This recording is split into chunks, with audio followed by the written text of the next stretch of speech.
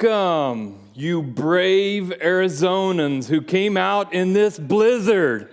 I can't believe you did it, right? Because, if it gets below, 60, we're in the parka and the gloves and the whole thing, and the Midwest folks are making fun of us because they're like, this isn't cold, I'm still in shorts. What are you thinking? So I'm glad you're here. Welcome. As Adam said, we are glad that you are here. And this is the last weekend of Christmas, the truth behind the story. And we're going to talk about how to live in love, how to express love. You can follow along again in your notes online if you want to use your device.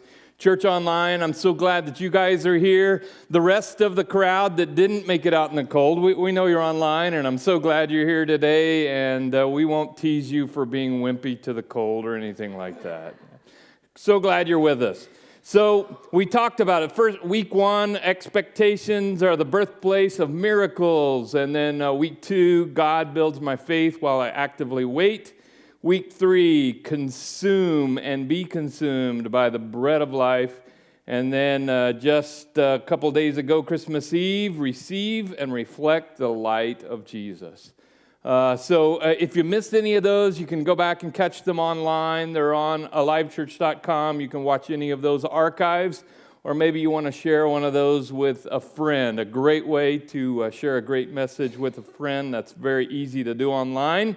So this whole series, we have been living in the prophecy of the Old Testament as the writers of the Old Testament in their prophetic words were pointing towards Jesus' birth and his whole life and everything that he did in his life, and then how it connects to the message and the words that are in the New Testament. And we've been talking about this newer Bible, the Jesus-centered Bible. This one's mine.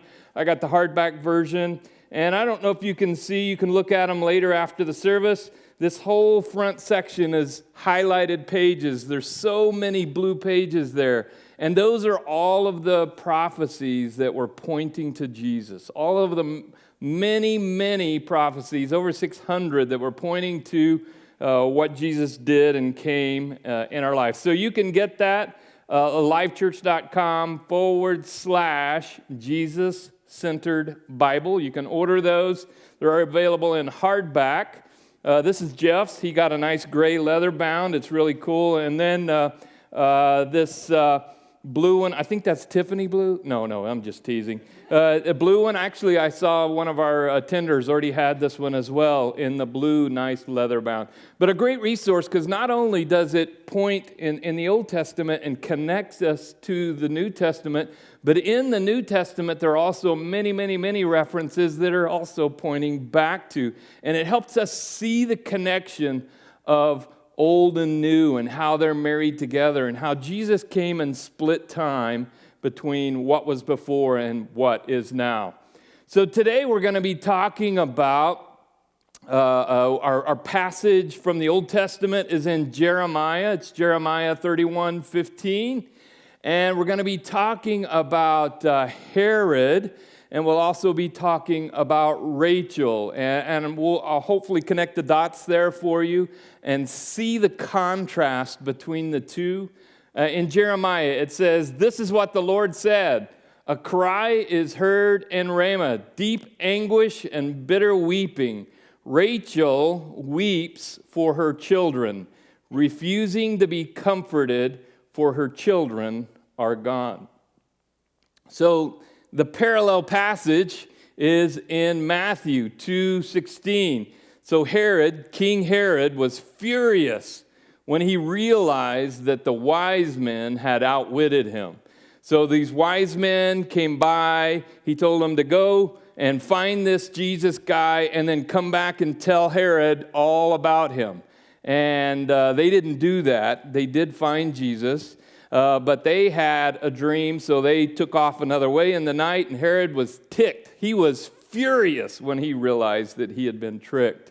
And he sent his soldiers, Herod sent his soldiers, to kill all the boys in and around Bethlehem who were 2 years old and under, based on the wise men's report of the stars first appearance. So this star had been around for 2 years that these guys are following. So Herod says, okay, everybody 2 and under boys, he has his soldier kill all of those boys. So as we continue on in Matthew, the next couple of verses, Herod's brutal action fulfilled what God had spoken through the prophet Jeremiah. A cry was heard in Ramah, weeping and great mourning. Rachel weeps for her children, refusing to be comforted, for they are dead. So you see the connection between old prophetic words and now literally the very words being fulfilled in the New Testament and the life of Jesus. So if you missed a couple weeks back, we talked a little bit about Joseph and Mary took Jesus to Egypt, so they were safe from this, but all of the other children in and around Bethlehem at this point, Herod has his soldiers kill all of those boys. And why? So this is an older picture of Bethlehem, and Bethlehem is one of the 3 most top sites in Israel to visit, and most importantly, because of Rachel. Her burial site is there in Bethlehem. So it is greatly revered. It's also the birthplace of Christ, as we know that.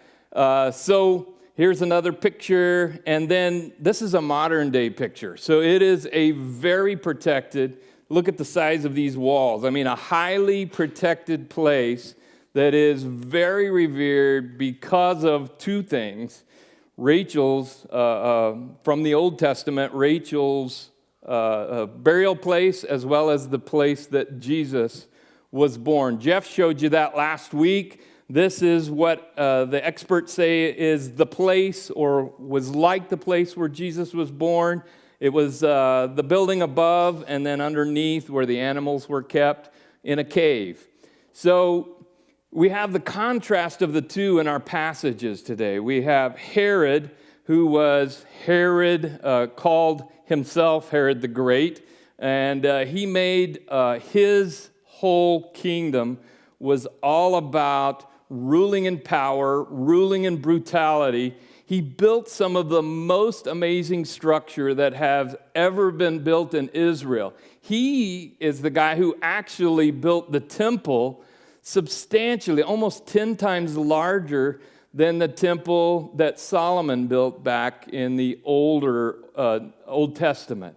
So he built these wonderful monuments to himself. He built a whole nother city on a hill that was this miraculous, some of the most advanced drainage and water and things that has ever been done. And they're still mysterious. How did they do that? How did they move these big, giant rocks that are the size of this building and stack them up on one another and build these buildings? So he was building these monuments to himself and doing so in a violent manner. And he lived in jealousy. He lived this life protecting his throne at all costs. So not only did he kill all of those boys in and around Bethlehem, but later on he killed 3 of his own sons and his wife out of jealousy, because he was afraid they were going to take his power and they were going to take over his throne. So this is our key passage that I want you to remember for today, and this is also our one thing. This is a tool. This is a principle that can protect us and can guard us from beginning to venture down that road of jealousy. Read this out loud with me, and Church Online, join in. Be happy with those who are happy, and weep with those who weep. So this passage, the framework of coming out of the holidays, I know that for many of you, this was a great Christmas time. You love being with family and connecting, and all of that is just so exciting for you. But for others, it's completely in contrasting the opposite. It's a terrible time of year where somebody, they lost a great loved one, they lost a marriage, they lost a job. So whatever that may be, it's one of the seasons where we have the largest disparity, the largest contrast between happy and sad. So we have the ability in that to be what? Be happy with those who are happy, and to what? Weep with those who weep. So as we look outward and we're not looking at us and we're not protecting us and we're not building buildings about us, then we can begin to live more like Christ and being happy with those who are happy and weeping with those who weep. So our core value of doing life together, this really fits so perfectly into that. Authentic community and relationship and where real life group happens. This is groups. We'll be signing up in January for groups, but as you can imagine, if you think about some of the great successes that you had in your life, you get a new promotion. Man, you want everybody to stand up and celebrate with you, right? Hey, gather all your friends and family and loved ones. Hey, we got a promotion, right on, celebrate, and we want to celebrate with them. That's what you get with a life group. Or the contrast. When you have great loss and you're sick and you lost a job, you want somebody close to you who can be there for you in a time of need or in a time of celebration. That's what groups are for, and that's where groups can meet that need beyond what we as a pastoral staff and our elder team can possibly do. We get all the time, folks will reach out to us in crisis, and man, we want that to happen, but our first question is, hey, what life group are you in? Because we know that we are limited in how many people we can care for at once. But when we branch into our groups, we become so much more capable of caring for you in a way that is so much better than if we just did it as a staff and an elder team. So much deeper. We've seen people in crisis that their life group cared for them in ways that we could have never touched. Through a crisis or through a sickness. In the last couple of years, we've had several of those circumstances that popped up. And those life groups are just irreplaceable. The same on the celebration side. Man, hey, something great happens. We want to rally around and celebrate and yay for you. And all of those things that we hope can happen are best lived out in a life group. So one of the things that's a little bit of my pet peeve, I have a consulting company and I've taught all over town. I teach people how to do networking for business and marketing online and social media. But one of my things is I feel like we as Christians, those of you who are followers of Jesus, we totally have missed the boat on this. We are in an age where we have the greatest ability to do this very thing I'm talking about today for people on a daily basis beyond what we could ever do before. I'm not saying you can replace face-to-face. Don't hear me say that. You can never replace face-to-face and getting in a group and getting amongst friends and loved ones. But we have the ability to bridge the gap with a digital age where we can give a kind word, or we can celebrate with somebody when they win, and live in the model of encouragers that Christ really created us to be with these digital tools. I found an example, I think this was Christmas Day. It says, if you're feeling alone today, please send me your number, or feel free to call or message me. The greatest gift I can give is to listen, and then phone number. So, context of that. Man, that's so simple and so easy. But what did we say? We know that Christmas, the holidays, are when people are in the high contrast of either the lowest low or the highest high. And so, just a simple message. like this, putting yourself out there, can help you really bridge the gap for somebody who may be really going through a terrible and tough time. Because Christmas can be as terrible for some as it is great for others because of the loss of a loved one, a marriage, a job, whatever that may be. So it's simple. These tools are available for us, and we miss it. That it's a great avenue. It could be one of the greatest avenues for spreading kindness that we have ever seen, but we're totally missing the boat and the opportunity in order to do that. So in your notes, really simple. It's what we said before. Be happy with those that are happy. Celebrate. Whoever it is that is in your life, your family, your friends, your loved ones, celebrate the wins. Celebrate when somebody has success. In Corinthians, the love chapter, it's the one they read at weddings, right? Love is not jealous. So again, we contrast Herod the Great and his great raging jealousy that made him kill his family and so many young, innocent lives.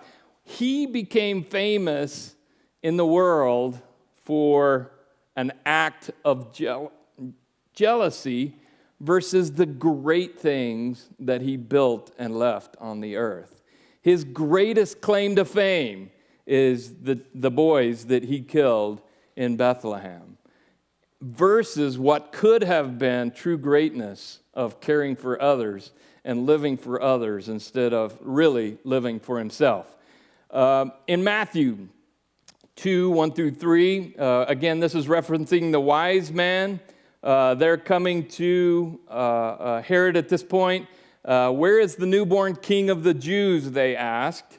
We saw his star as it rose, and we have come to worship him. King Herod was what?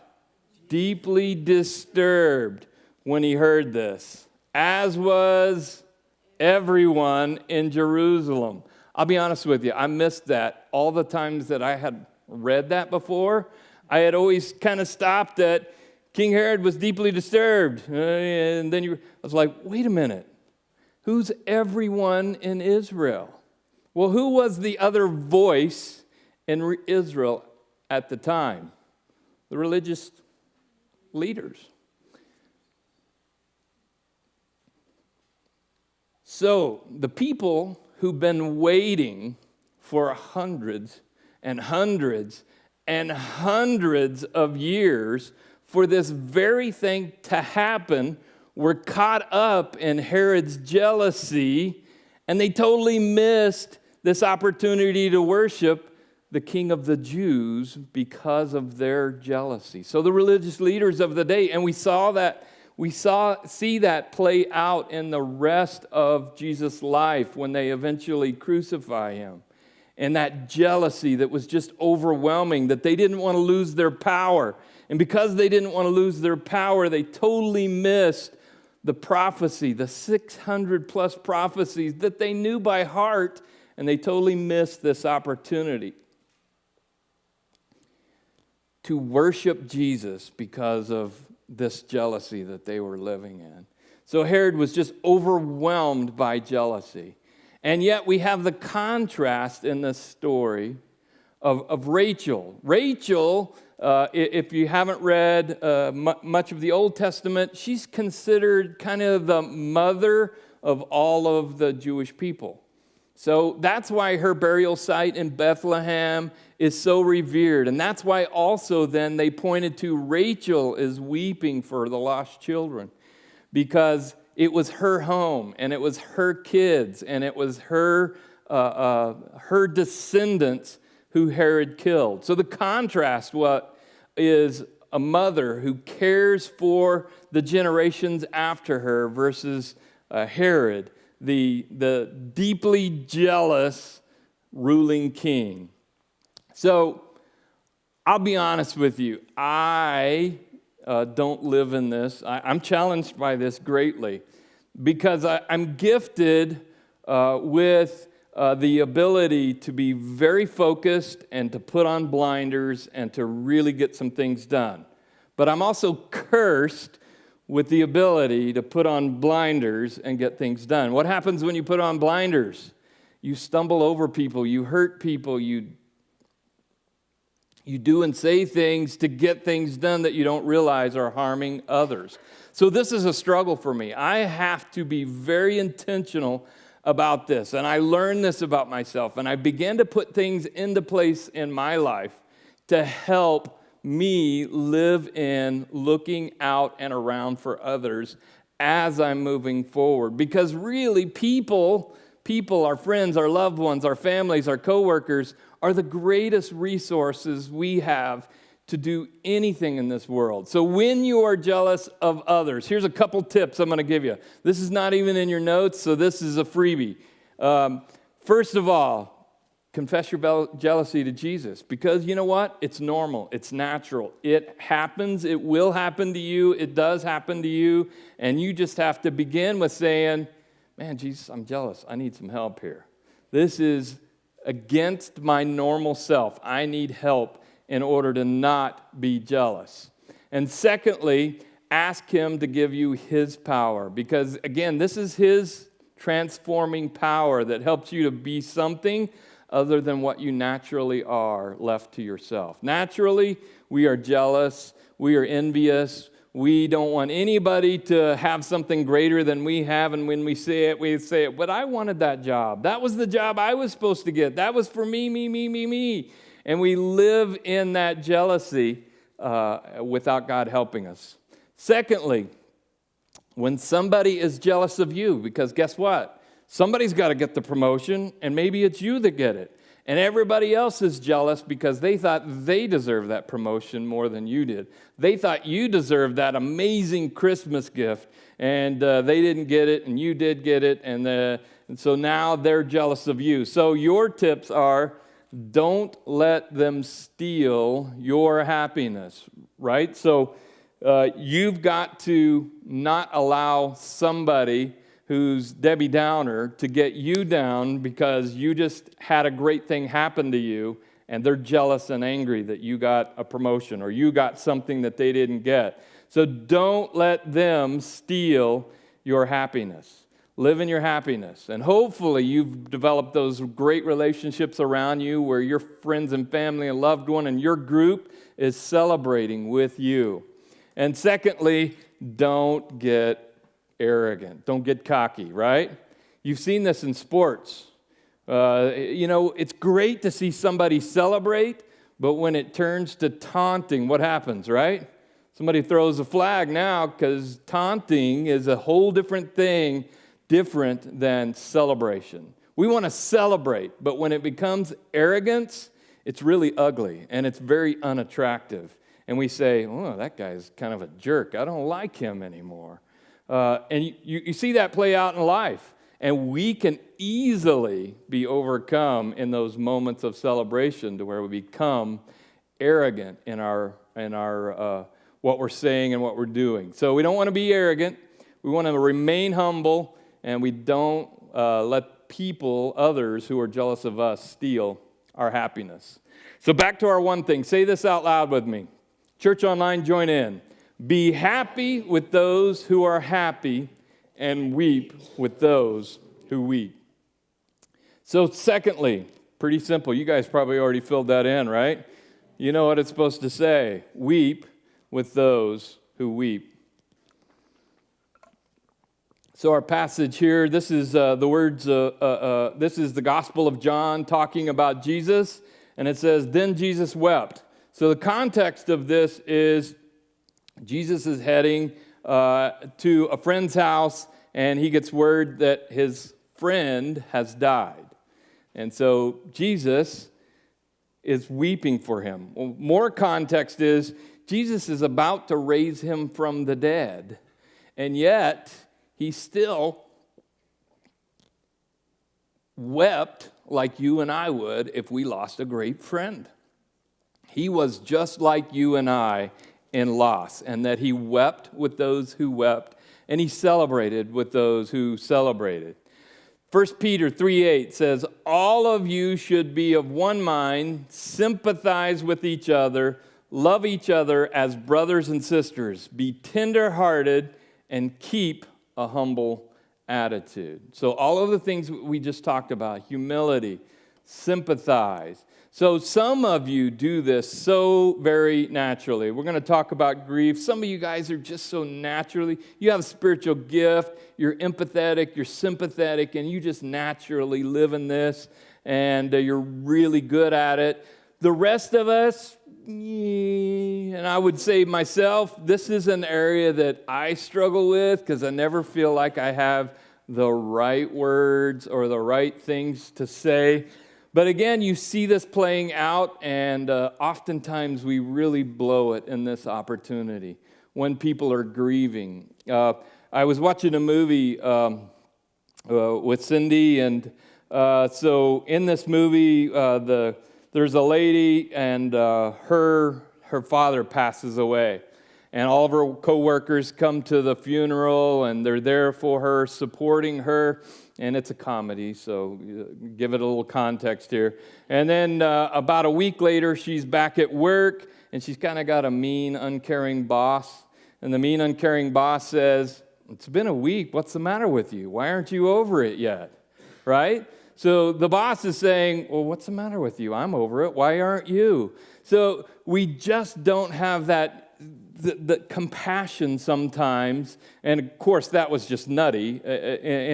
But, obviously everybody laughed, but we live that out in a lot of times. When people have grief, they go through this process.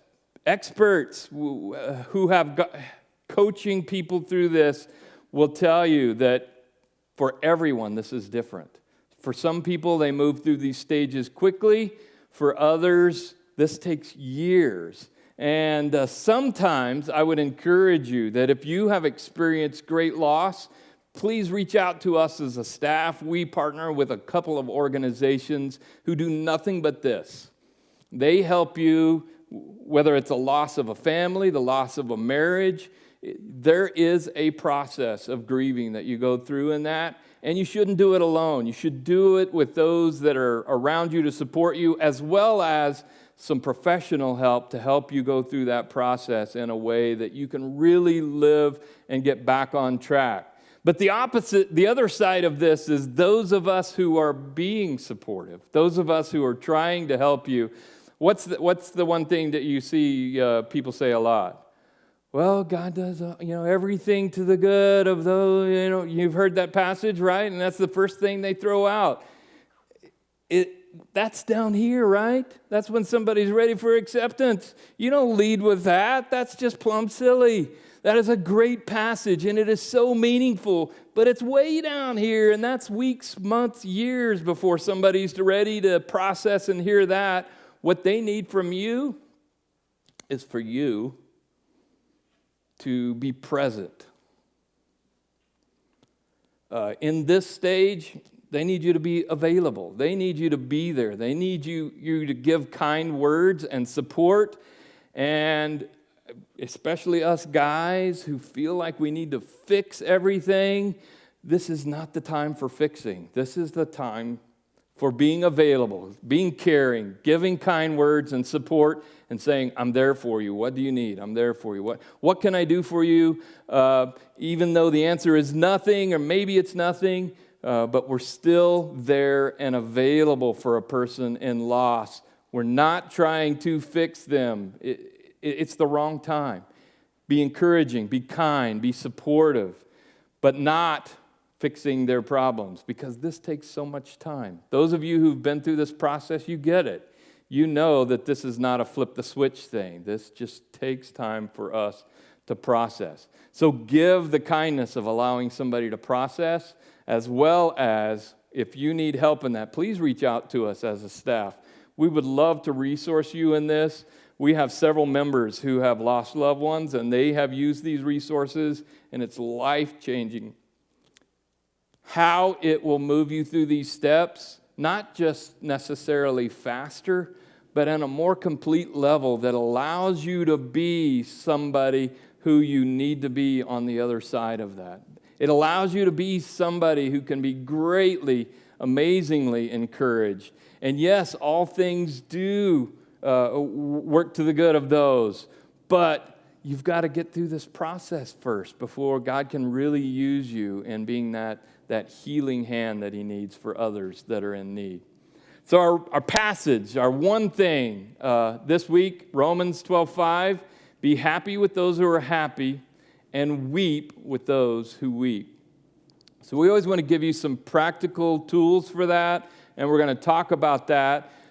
We have a series that is coming up the first of the year, and it is the foundation for living this, not only this, but just about every principle that God has for us. It starts with our series that we have in January.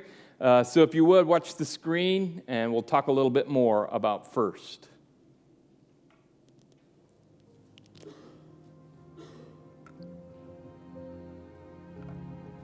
We all have to work, dress, pay taxes, drive. Responsibilities that take up most of our days. Just have to live. I want to live undistracted. Comfort, money, security, people, objects, pleasures, all competing for top priority. There can be only one central priority, which by its nature affects all others. The question I must answer: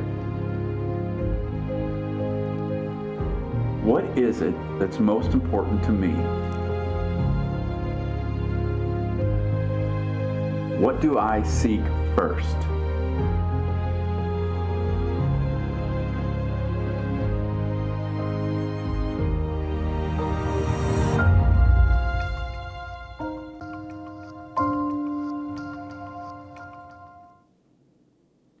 So first, we're going to start that the first of the year. And in a lot of the principles that we teach here at Alive, Jeff teaches, in many cases, the dilemma with our processes as Christ followers is that we're trying to live a principle without starting here. This series is the greatest gift you can give to yourself in 2016. It is the foundation that helps you live out what we teach here week in and week out. It is the foundation that allows you to live in the principles, all of the things that you hope for and you want and you desire in your life. And I'm not talking about material things. I'm not talking about money. I'm talking about love and family and loved ones and people that care for us greatly. Those things that we really need and desire, those all begin when we understand how to live in first. That's going to be a great tool. You won't want to miss that series. Plan on it. Put it on your calendar. Plan to be here. Catch it online if you miss any of those weeks. So this thing that we're asking you today, you begin with the foundation of Christ first. But read this out loud with me one more time. Be happy with those who are happy, and weep with those who weep. So we've got opportunities. The holidays are not over. We're headed into New Year's, the celebration. And so you have probably, you wouldn't have to reach very far to think about somebody who's on either side of this that you have in your life, somebody you work with, somebody in your family, somebody you care for, a neighbor that you know is either here or here. And you have the opportunity to speak kindness and love and generosity into their life. When the rest of the world is going the other way and they're living in the Herod jealousy, we're living in that jealousy that's just making us egomaniacs and just we're living in the selfie world. On that social media, it plays out in me, take my picture, take me, whatever that may be. We're living in that moment, and that's, fun, great, have fun. But consider that resource as a tool where you could be this for somebody in need. You can be that celebration for somebody who's something great has happened for. or you can be there in the mourning and the loss for somebody who's experienced great loss this holiday. So take out your connection card. This is what we do every week. We take a next step. We talk to you about something today, and we want you to put it into action this week. My next step this week, I will intentionally be happy with those who are happy and weep with those who weep. So I'm going to challenge you. Find somebody, and don't limit it to one. If you get on a roll, keep going. Find somebody who is on either side of that, who you can weep with, and somebody who you can be happy with.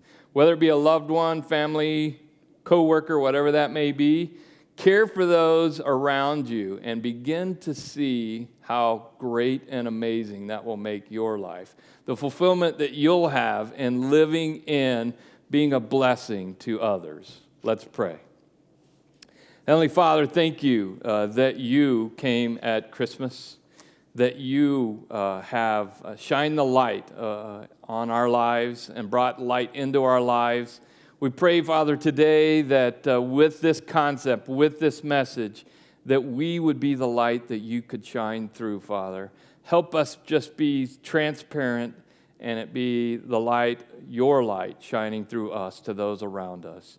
If you're here tonight and you haven't begun by taking that first step, you can pray this prayer with me and choose to follow Jesus. Just pray this prayer. Jesus, I choose to put my faith in you. I believe you are who you said you are, and I ask you to forgive me of my sins and remove the stain and the pain of my past. Thank you that I am beginning anew, and I, in choosing you, am living as a new creation. Father, everybody that is here tonight, we pray that is taking this next step, that is going out, and they are going to be your light in their community to those around them. We thank you, and we pray for great encouragement on each and every one as they step out and shine your light. In your name we pray.